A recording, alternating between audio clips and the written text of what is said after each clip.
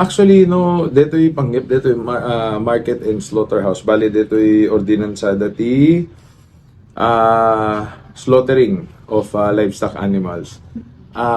Natakel mi itayen, remorte committee report kaputi committee on market and slaughterhouse. Ti proseso na kami dito, once nga sumangpet, automatic, i-refer mi ti legal office ti Kapitolyo. Nag-sublimit DJ isong batdan, isong kinamkamat mi. Detoy, ti resulta na is invalid in part. Okay, ket nasa invalid in part hanga invalidated DJ buong nga ordinansa kasi napintas DJ ordinansa ngem ada partes na ngamin nga dapat mabaliwan. So once nga nagsublinto ta sanggunyang panlungsod, isuntot pinang amendar damit DJ partes na nga invalid, which is DJ lang na invalid nga parte na DJ categorical prohibition against the slaughter of livestock in residential backyards and other non-accredited areas. So DJ nga parte ngamin, no makita DJ ordinansa, total prohibition ngamin nga hamo mabalin nga hanggang mabalin nagparty ta uneg ti balay mo wenno ta uneg ti backyard mo.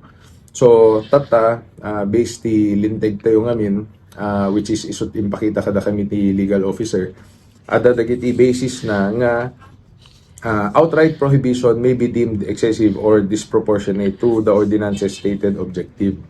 So, ti point lang aming kadeta apo is, syempre, dapat hanga masobraan met DJ prohibition. So, base ka DJ, isumet ti rason no apay invalid in part. So, DJ lang nga parte, medyo mamendaran da.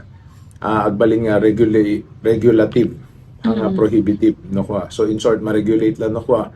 I think it will be okay already. Kasi no kita DJ Linteg, DJ pinangarami dabay DJ NMIS nga makunkunada, it's more to regulate those being slaughtered for selling.